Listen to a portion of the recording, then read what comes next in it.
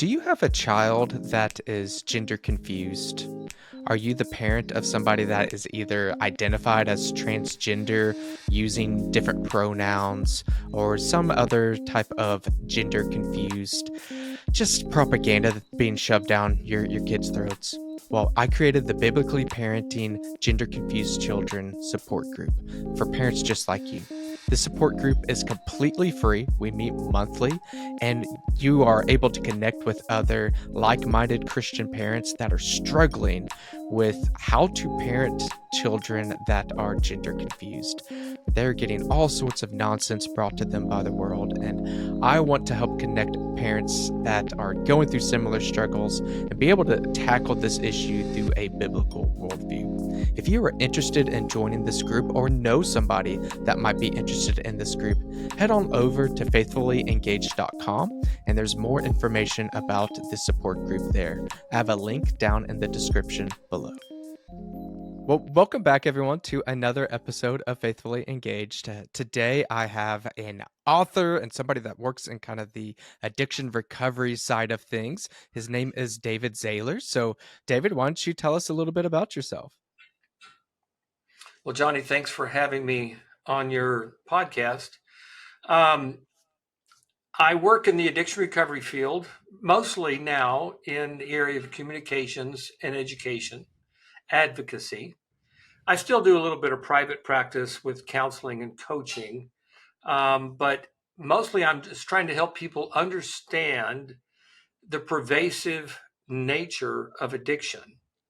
Addiction does not respect cultural boundaries or social or economic boundaries. It does not respect religious boundaries. And my job is to help people have an understanding of what addiction is. I think from understanding and some education, there comes insight. And with insight, we can build a platform for compassion, not just compassion for other people who we see as having obvious horrible addictions, but also compassions for ourselves. And so that we can also begin to address the hidden areas of addiction that are affecting us and our loved ones. So that's what I do.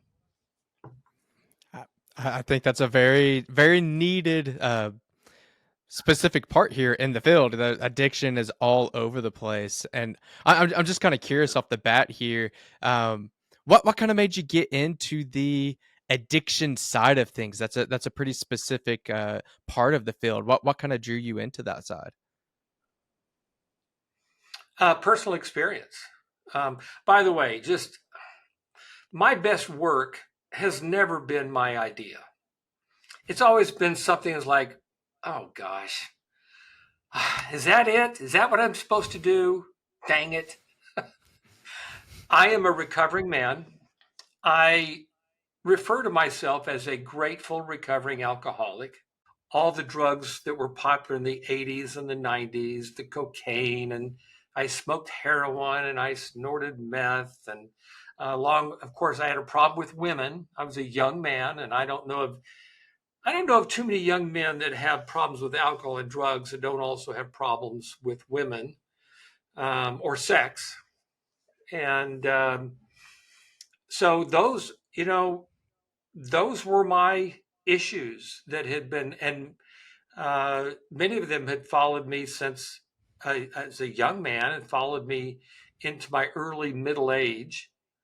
I'm now sober 25 years, and but I'm not a young man anymore. And I came into this just needing to solve some problems. And I went to a 12-step program. From the 12-step program, I found a deep and profound abiding faith in Jesus, and which I had never found growing up in church.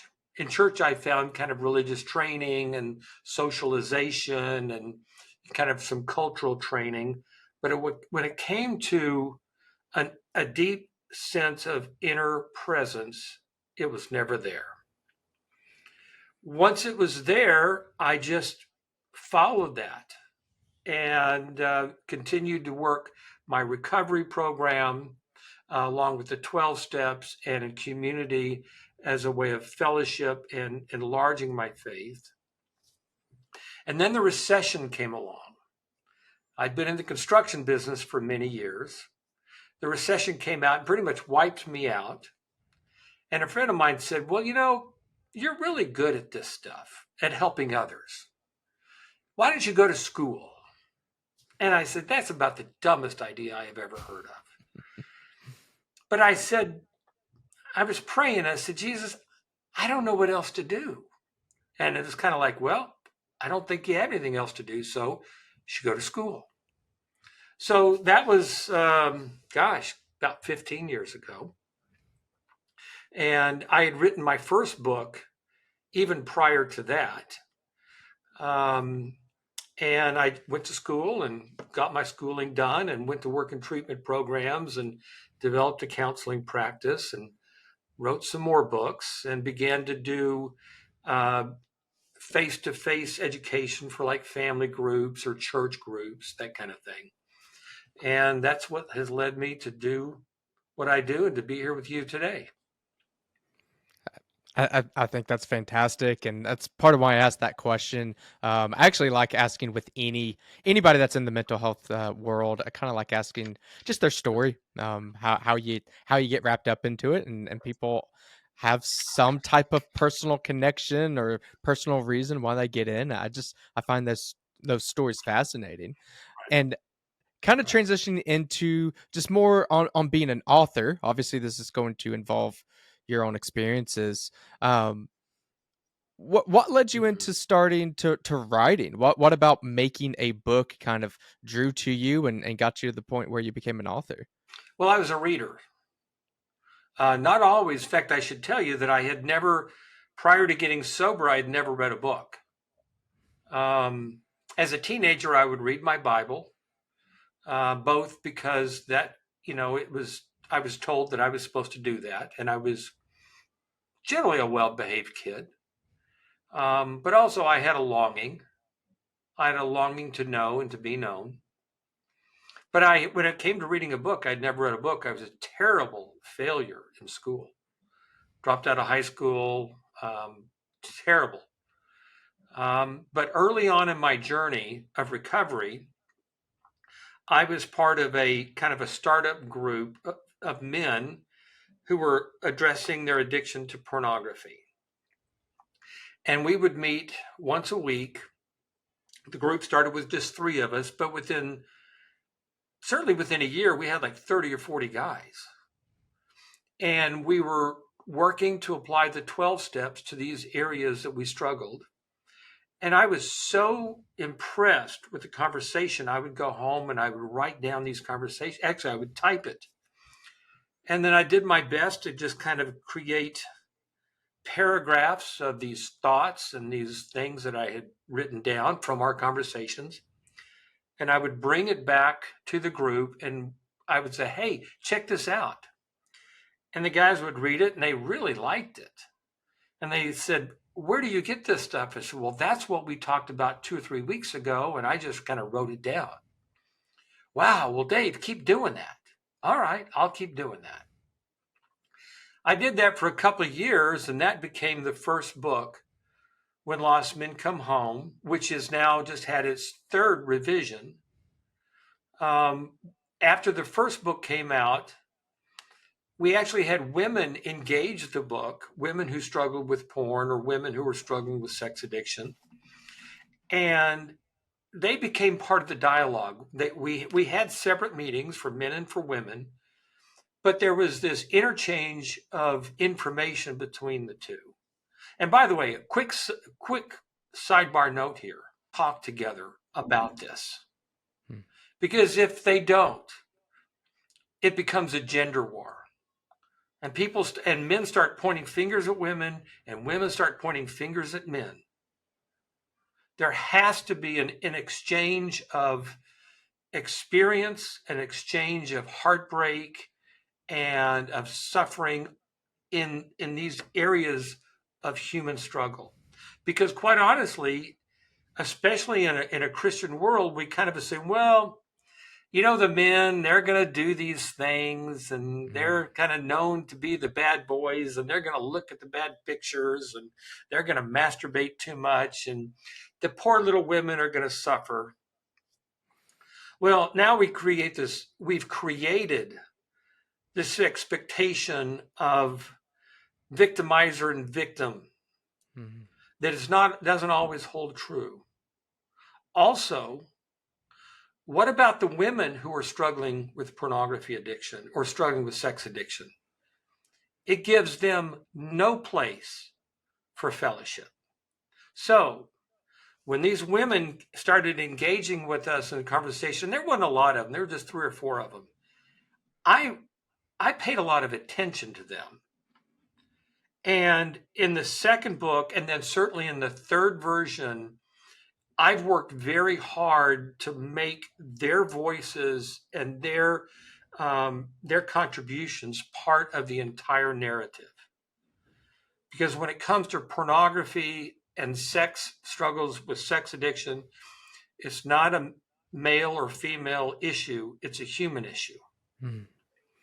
So I forgive me for the long answer for that, but as you know, and I think most of your listeners will understand that this is not a simple conversation here. I, And I if it think was I so think simple, people would.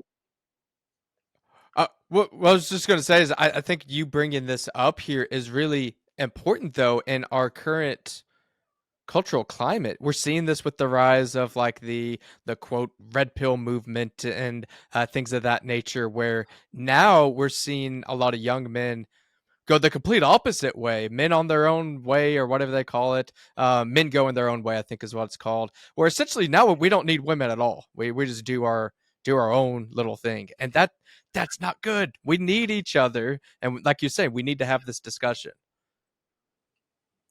Well, people love to create these illusions about how strong they are, and they love to delude themselves with this notion that of their independence and strength.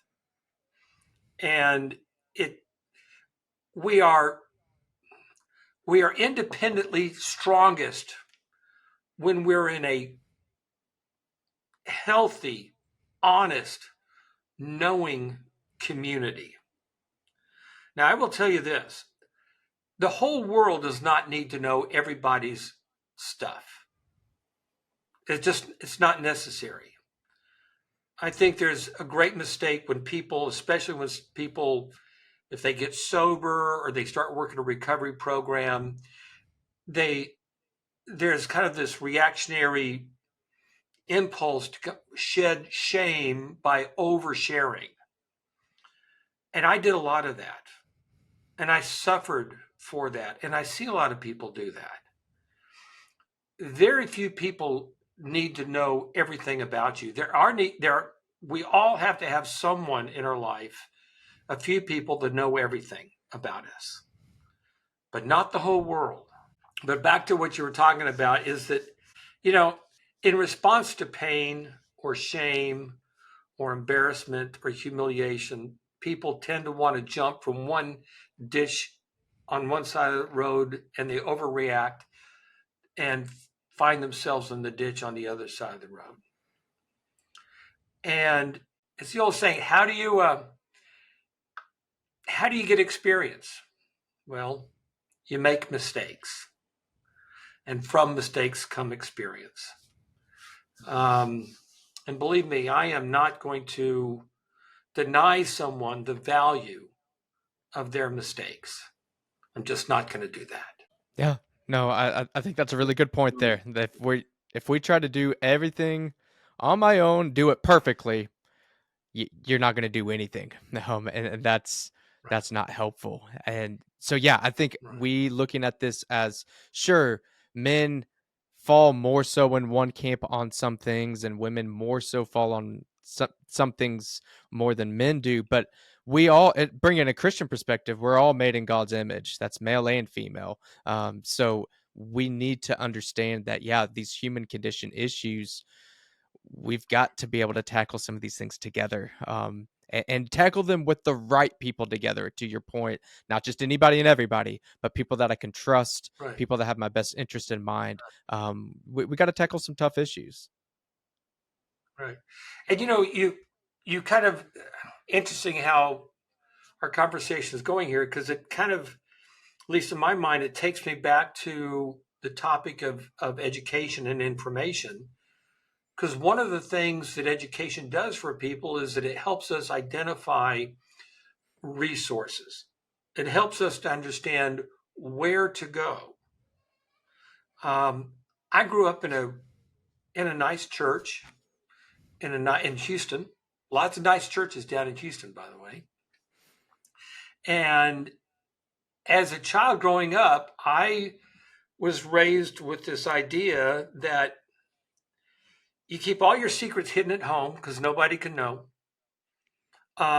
But church is the safe place, and that's the place where you go to get all your all your problems solved. You go to church, and you make another commitment. You sign another pledge card. You get involved in another Bible study or another service opportunity, whatever it might be. I'm going to tell you right now, for Christians and non-Christians, church is not always the best place to deal with an addiction. And those are fighting words for some people.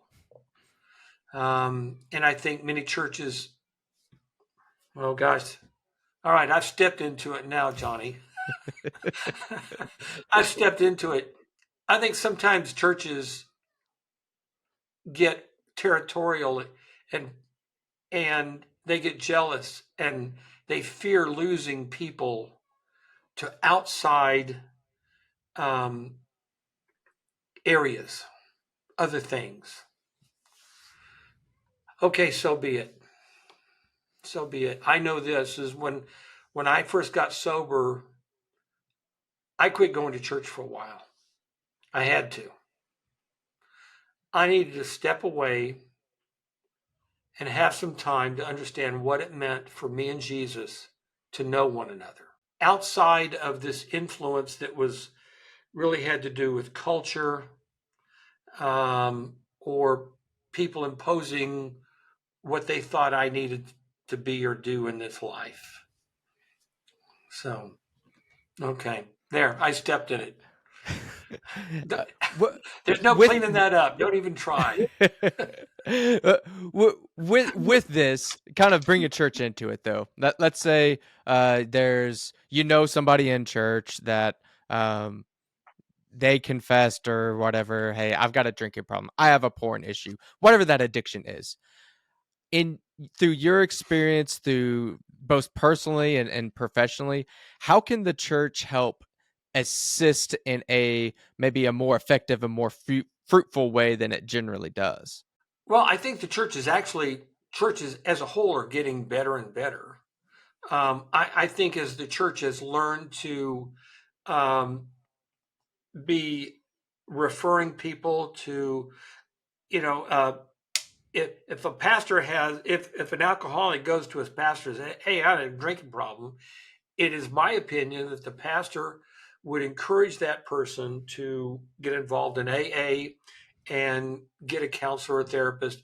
Could be and the counselor or therapist is someone who's going to be understanding and endorsing the 12-step community and the 12-step process as both support and a growth path. Um, Whereas go back 30, 40 years, it was generally like, okay, pray a little harder. Let's keep you busy.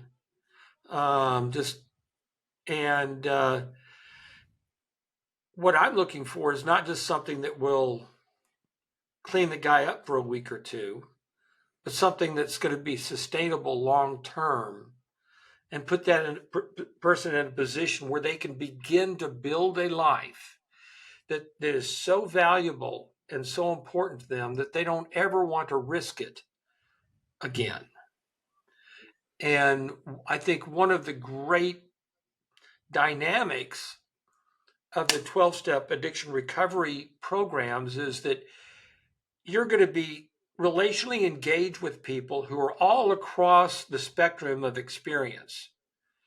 You'll see a guy who's 3 hours since his last drink, and you're going to see people who are 30 years since their last drink.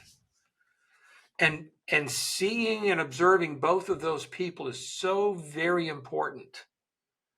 Of course, the old timers and people with great experience, they have maturity to offer, they have stability to offer, they have real world, wisdom to offer.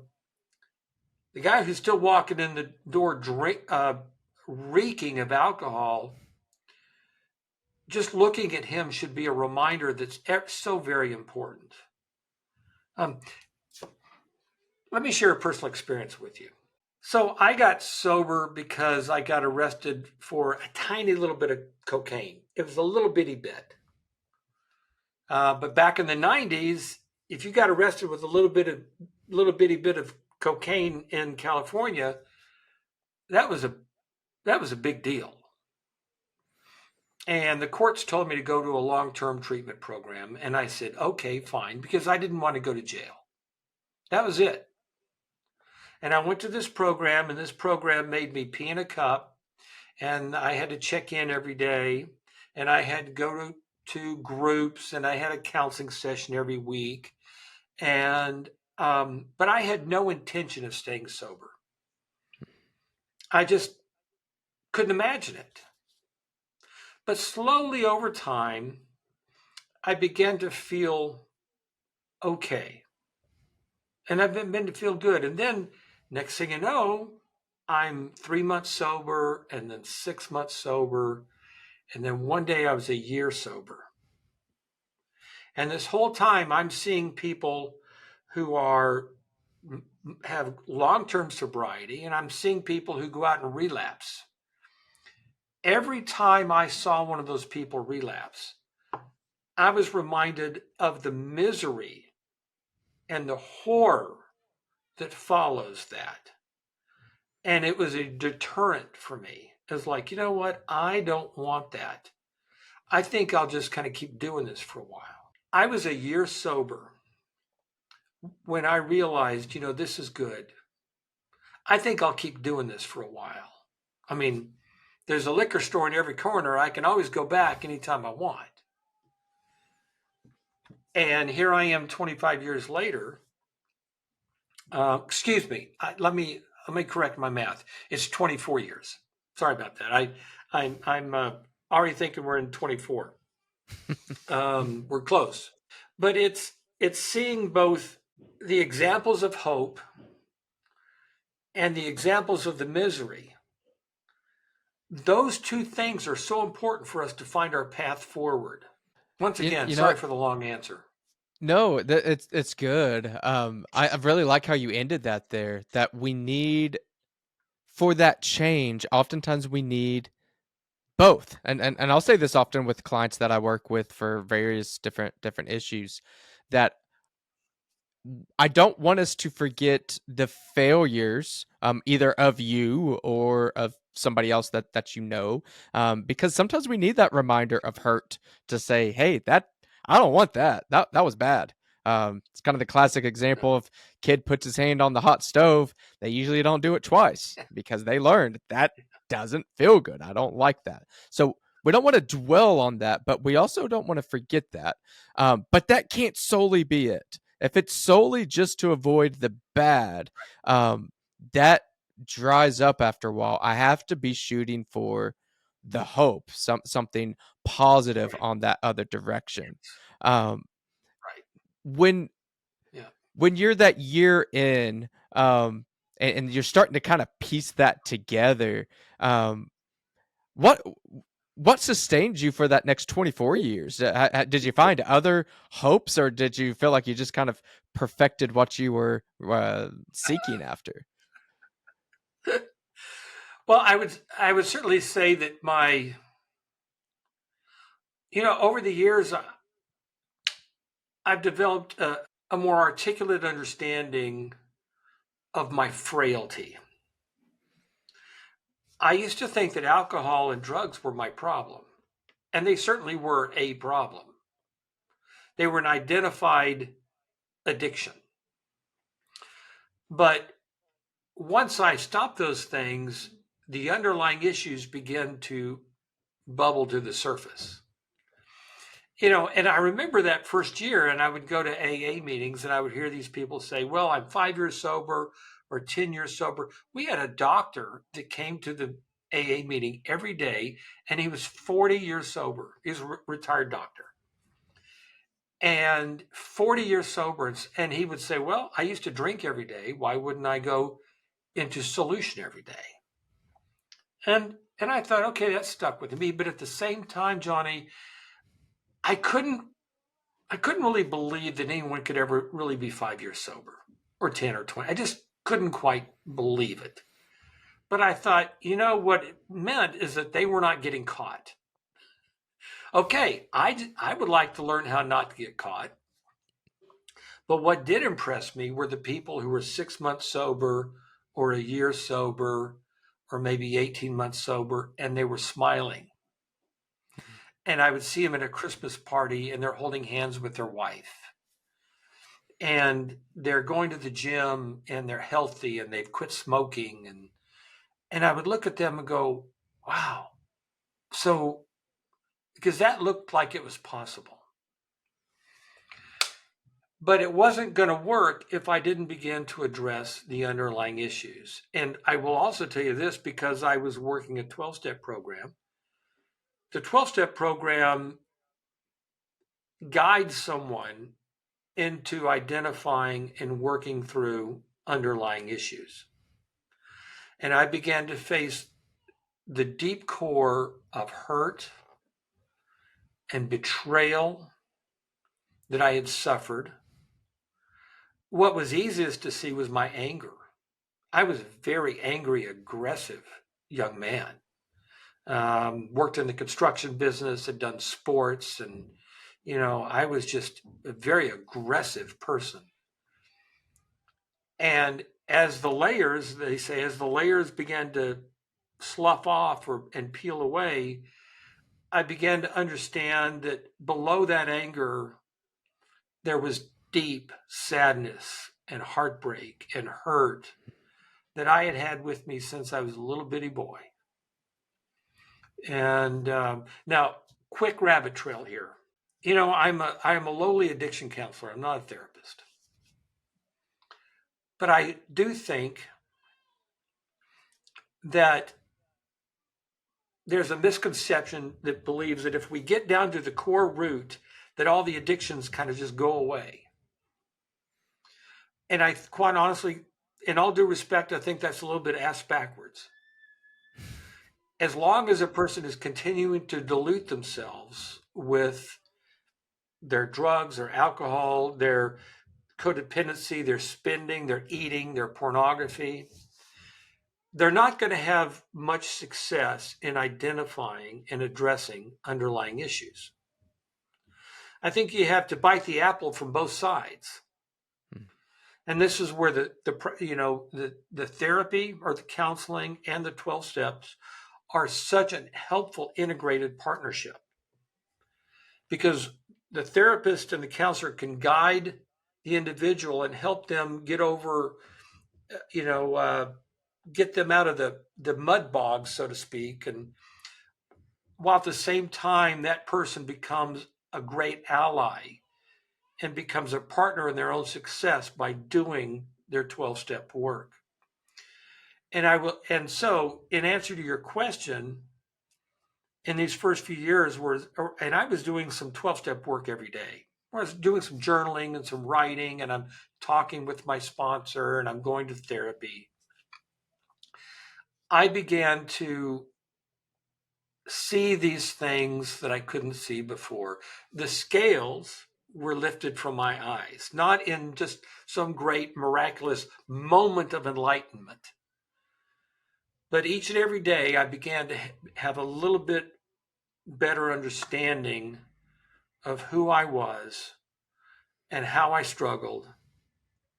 And from there, I could learn to be more honest with myself, honest with God, and with other people. And quite honestly, if we can't be honest with ourselves, how in the world can we ever be honest with God or with another human being? It's just not going to happen. I'm thinking of somebody that's listening to this interview, and that maybe they're dealing with um, alcohol addiction, porn addiction. I think porn is definitely going to be one that's going to be pretty heavy for probably a lot in the audience, and it's such a difficult topic because it Well, happens with so many by the way, people. pornography, no doubt, pornography, codependency and pornography were my two original addictions. When I was a boy of 8 years old, I found my father's pornography, and that blew the doors open for me. And I was a pretty active porn consumer until I was a year sober. And when I was a year sober, it just became obvious that I could no longer have this ongoing relationship with pornography because it was going to lead me back to alcohol and drugs. So, sorry, And I no, apologize, honey. I interrupted. that that's good. I think that's great information because a lot of these, yeah, they bounce off each other, like you're saying there. But yeah, so somebody that's dealing with Well, that, maybe even a mixture. yeah, pornography is a drug. Pornography. Okay, let me just say that. I know you know this, Johnny, but most people have never heard this. Pornography at the level of the neural synaptic connections in the human brain, it is a drug. It is mood altering. It is mind altering. It creates an intoxication. It creates a high. Once the person looks at pornography and masturbates or closes the app on their phone or their computer, whatever they're doing, then there's the come down and the hangover. And it will affect their functioning both personally and in their relationships, just like alcohol or drugs does. Yeah, and it's obviously it's a very damaging thing, especially in today's culture. Like what you were saying earlier, going in and finding your dad or your uncle or whoever's magazines. It's not like this is new, but in those days, it takes some extra secrecy. You have to go and seek and find that. If you go and buy it at the store, at the video store or whatever, you have to go to a Right, specific part. There's a little bit of extra shame and things like that involved here. Now, right. I could be looking at it right this second we're talking to each other. You wouldn't know. Like it's just so quick and pervasive, and it's everywhere. Yeah, Um, yeah. so somebody that's kind of knee deep in that, they're listening to this, they don't know where to go. What would be your advice, not to like fix their problem, but to get them pointed in the right direction? What do you think that they should do? Well, they're both for the Christian individual or for the non-Christian. There are a number of wonderful 12-step programs for that are they're in most medium to large cities. They're all online now. There's Sex Addicts Anonymous, Sex and Love Addicts Anonymous, Sexaholics Anonymous. I mean, there's more than I can even remember. When I first started my journey, there was only just a couple of different programs for that. Now there's tons of them.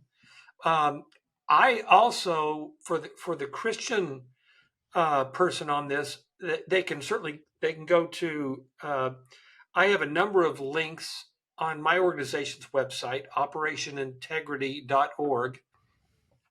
One of my favorites is an organization out of San Antonio called Be Broken Ministries. I think they're bebroken.com. They have some online resources. They have intensive weekends around the country where people can travel to. So, again, depending on the person's level of motivation, depending on their personal resource, a lot of people, most people can't take a 3-day weekend and go spend $3,000 or $4,000 on an intensive weekend. And if you do that, that's no guarantee. Okay, it's people love the idea, and people and the organizations market the idea. Come to our service, come to our program, come to our church, and write us the check, and we'll give you everything you need. Great. They cash the check and they give you everything that they say you need, and you get home, and a week, 2 weeks later, you're looking at porn and feeling worse than ever. I want people to begin to develop this network of both resource and relationship where they're doing something every day. You know what? I'm 24 years into my recovery. I still have conversations every day at a deep personal level about my journey and my recovery, and about someone else's journey and their recovery. What I'm doing with you, this is not my recovery. This is my contribution. This is my service. It's also the way I make a living. The struggles that people face are everyday struggles. Let's begin to have a positive expectation of what it means to bring those solutions into a daily experience. I think what you're saying there of not getting the quick fix mentality, which is again another pervasive part of our culture. I'll go to the seminar. It's all going to go away. Um, it, it just doesn't work that way. But can I set up my lifestyle, set up some positive interactions, going to these groups where I'm getting some good accountability? Let's start the ball rolling. Sure, you got to take some action. But we tend to have a flip on, flip off type of switch mentality. That doesn't work in addiction. That doesn't work in really in anything in life. We don't just flip things on and off. I think of that Right. in a Christian perspective with faith. Goodness, I've had times in my life where my faith is so strong, it's like nothing will ever shake me. I've got this down. And then something bad happens a week later, and my faith's shaken. It's that long haul journey, not the quick little snaps. And that's another thing I talk about often with my clients. And like, hey, we see some success. That's great. I love that you have success. Let's be aware when you have a bad day, that we don't just give up, that we keep going even when we have a struggle.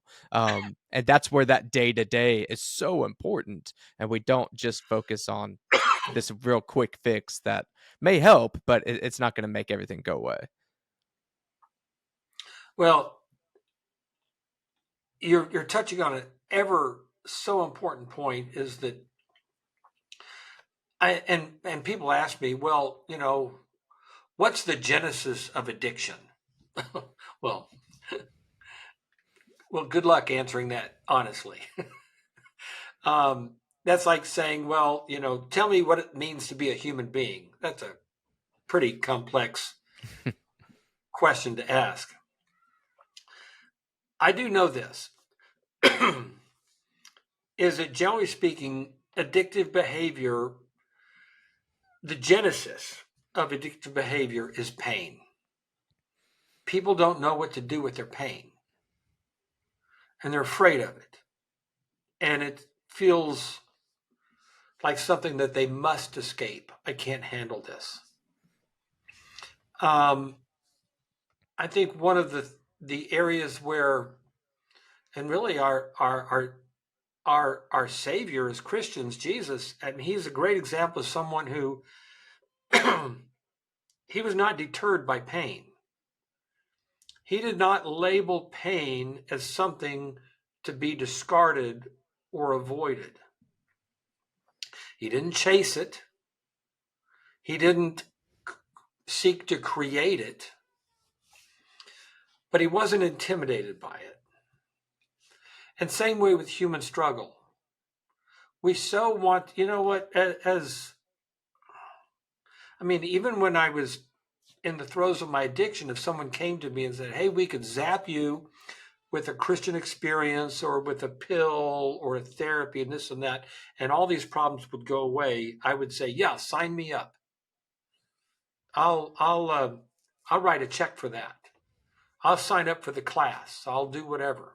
But really, the calling, and I think this is very much in line with our calling to be followers of Jesus, is to follow the path of and the journey of growth and the journey of becoming more intimate and more connected with the redemptive love of God, and whose face is Jesus.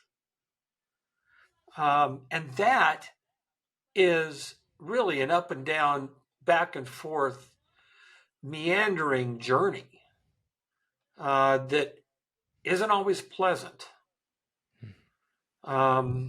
So I think it's best for us to encourage one another by being present to one another in the journey.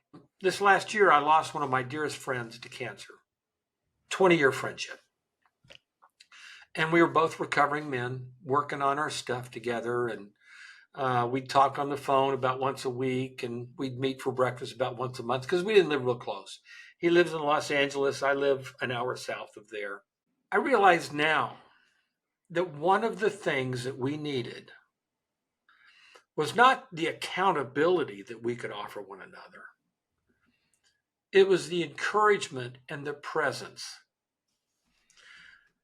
Without the value of love and relational support, accountability becomes like this religious traffic cop that's hiding behind some billboard somewhere, ready to, ticket us for our shortfall in our performative religious lives. Oh, see what you did here, straighten up and fly right. What my friend Mark and I found in this long friendship with one another is what was most important was to have the encouragement and the presence of one another, and someone who would not give up on me when I was at rock bottom. So, yeah, accountability, that word accountability is one that's been thrown around an awful lot over the last 15, 20 years. Believe me, this world will hold you accountable. No doubt about it. What Jesus is offering is presence, himself. That's the redemption. Yeah. And that's something that redemption piece, that forgiveness piece, that is something the world absolutely cannot offer. You will never be enough. We see this all the time. That if I Right, if I just do this, I'll earn his love, I'll earn her love, or whatever it may be. Yet you can't. right, You can maybe get a glimpse of it, maybe have a piece of it. You'll never get that full redemption that Christ offers, and He alone. right.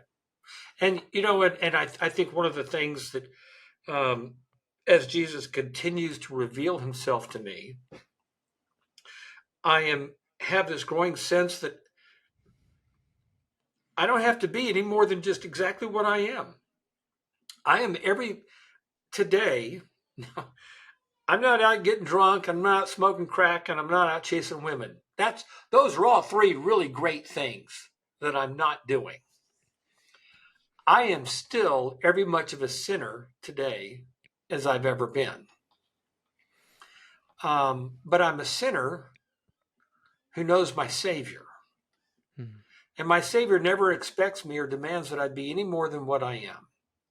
He asks me to follow him, and then he will make me what he wants me to be. And that's such a key distinction, because again, if it's all on you, it becomes very works based.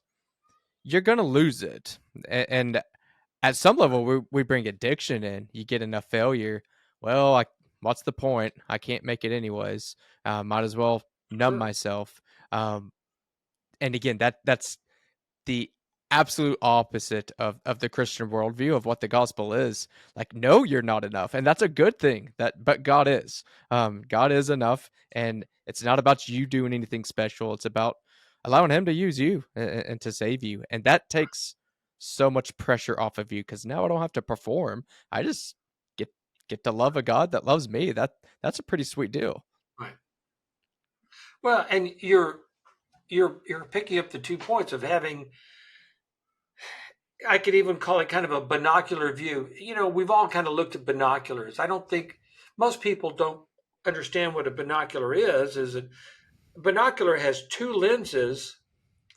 Our eyes look through each lens, but in the construction of the unit, it takes those 2 lenses and creates one image. And that is the image that we can see distance and perspective and accuracy. It helps us to see something that we could not otherwise see. But we have to have both those views in order to make that happen. Both those views is the fact that um, my the destitute nature of the sinner, I can't. I cannot solve my problems. My hope in the grace of God, and what is He asking me to do? And when I have those 2 things together, now I have a pathway to go from my state of hopelessness and to move, and these are where we use the words like obedience and faithfulness, but it's a movement in the direction of our calling. In the therapeutic consideration, in the addiction recovery consideration, this is all a movement towards healing. Everything about following Jesus is a pragmatic about being healthy and whole. When I was growing up as a kid, it was like, all right, well, let's get you saved and let's get you baptized and you got to fill out the card and then we're going to get you a good Bible and this and that so you can go to heaven when you die. I remember at 5 years old, people asking me, now, don't you want to know for sure and be assured that you're going to go to heaven when you die? And I'm like 5 years old going, well, yeah, of course. But what about between now and then? No one ever filled in the gaps between now and then. Hmm. The gospel brings everything about the redemption of God in the sweet by and by in heaven and brings it into our world today. That's recovery. That's healing and hope. If a person is struggling with there are a lot of alcoholics out there who believe Jesus is the Son of God, that He was crucified on the cross and rose on the 3rd day for our sins. They have checked all the boxes theologically and know that they're going to heaven when they die. But they have no reason to stop drinking because they assume, they believe that they have no ability to be happy and whole in this world. So why wouldn't they drink? Hmm. The promise is not just for the sweet by and by. Thank goodness for eternity. But it's also in the here and now. That's why I don't drink today, because I want some of that heaven today. Yeah, I think that's really important that we recognize heaven. Absolutely, we want to live for heaven. We that's important of our eternal salvation and everything. It's not to dismiss that, but God gave us life for a reason, and we need to be able to live this gift of life the best way that we can. And we know that being a slave to addiction is not a healthy, good way to spend that time. So I think that's really important that as the church we understand that yes, saving souls, trying to get people into heaven, great, keep doing that. But let's not make that the sole purpose. Let's try to shepherd how we can live well here while we're still on earth as well. Now that COVID's, well, I don't want to talk about COVID. But prior to COVID, I was traveling kind of around, and I'm beginning to do more of that. Looking forward to it. I enjoy that work. One of the dynamics that I see in churches and in Christian conversations is that people tend to pick and choose those things that are the evils that people have to stop. I've got to get my nephew off of that marijuana. I've got to get my husband to quit looking at that pornography. Or, I don't like the girl that, my son is dating. She shows too much, whatever it might be. Okay, those are all things that can be addressed, but I want people to look at themselves and go, well, wait a minute here. What about that extra 50 pounds you carry? What about these 70-hour work weeks that you do 52 weeks out of the year? Workaholism, food addictions, um, even, I mean, people want to talk about sex addiction, but there's also people who have an aversion to sex because they have an aversion to intimacy. And so I'm asking people to look more creatively and more openly about the reality of addiction, and then to be willing to ponder the questions. Okay, what are the addictions that are destroying me?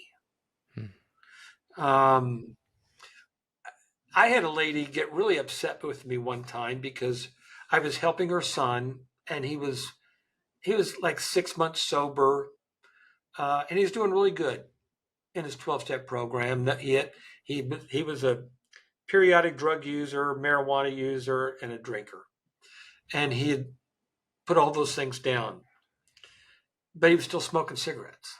Now, guarantee you, nicotine is a horrible chemical. It is powerfully addictive. And I said to her one time, I said, let me ask you something. What is it that's going to kill him the quickest? And I think people need to ask themselves, wait a minute here. If I'm so worried about my son's drinking problem and his smoking, and by the way, this lady was morbidly obese, morbidly obese, which is kind of none of my business, except for the fact is the health issue. So I'm asking people to, you know, take these areas of human struggle and start to get honest about them and start working on them and use these resources like the counseling and the 12-step process to help them find a way forward to a healthier, happier, more spiritually effective life. And I think in the end, that's that key to be healthy and across the spectrum. I had a recent guest on talking about the mind, the body, and the soul. We want Right. health in all of those aspects, not just one, but all of them. And we're never going to be perfect, on this side of heaven. We're gonna have mistakes, like you said. You're a sinner, as we all are. But Well, perfectionism is of the devil, no doubt about it. yeah, Yeah. yeah. So we're not going to attain that. That's not within us. But what are we striving towards? What are we a slave to these addictions? And the fact of the matter is, like, what are we serving? Are we serving these addictions? Are we serving Christ? Um, we, we're going to serve something. So Right. we've got to point to the direction that we ultimately want to serve and find people alongside with you that can help point you in that right direction instead of being that lone ranger. That lone ranger, kind of like you're talking about earlier, it just doesn't work. We're not, bring the Christian perspective, we are not created to do it all alone. So I love some of those resources you gave earlier, and I'm going to link your website and some of these other resources that you were talking about earlier, just so people have access to that. Um, for people that have been listening to you, maybe they're interested in some of the books you've written, interested in knowing more about your organization, and just being able Yeah, to be in contact with you. How can they thank get in you. contact with you? Well, the name of my organization that I work for is Operation Integrity. It's operationintegrity.org. Simple as that. They can go there. They can, there are a lot of resources there. They can send an email. Um, I would really like, if we have a couple more minutes, to talk about this book. Yes. I don't know if it's coming out backwards. Does it look all right, or is it backwards on your screen? I can't tell. Um, It it looks this fine. is Yeah. this is great. Okay, this is another one of those projects that I didn't want to do. Um, a number of years ago, I was going to my hometown to write content for some educational videos. I was just part of the writing team. I was born and raised in Houston. To say it was complicated, to say the least. And as I was as I was preparing for these trips, I remember saying, I said, God, I'd really like some help. And if you would help me rethink and learn how to think differently about my experience with Houston. That was it. That was it. And I started making these trips, and as these trips, and there was 4 trips over the course of a year, and every time I'd go to Houston, I'd be in Houston for 3, 4, 5 days working. And I began to have these encounters with some extraordinary people, like a grave digger where my parents are buried, a grave digger at the cemetery where my parents are buried. The guy comes up and befriends me. Um, this little Indian lady at a flower shop. I reconnected with some old friends, most of whom I have not seen since I was 10, 11, 12 years old. And as these experiences unfolded, I just was mindful of them. I was just paying attention. Fast forward to the next year, the trips are done. I'm home. A dear friend of mine, Joey O'Connor, who's a prolific writer, and he's one of my dearest friends. He goes, "Why don't you write a memoir?" And I said, that's about the dumbest idea I have ever heard. Why in the world would I want to write a memoir? And I got mad at him. It's like, what a terrible idea. But then I thought, what? I want to write an essay about my friend, the gravedigger. His name's Andrew. Anybody know a gravedigger by the name of Andrew? Well, I do. And so I wrote an essay about Andrew.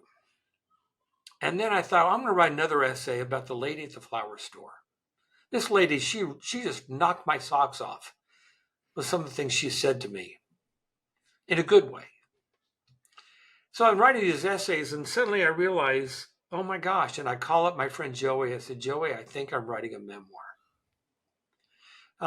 Now, while I'm talking about books, by the way, this is my book, When Lost Men Come Home. This is the book relevant to this is the new version that both men and women have contributed to. It's an inspired journey to sexual integrity. This is our journey home. This is actually my most popular recovery book. This has been used in churches and treatment programs and in Christian recovery communities. And there's a couple of others that they can find on Amazon or Barnes and Noble. This book, by the way, the reason why I plugged this one is because it's so deeply personal. I had no idea when I started this journey how much there was in one man's pathetic life that could be turned for good. And I've written about it here. So that's it.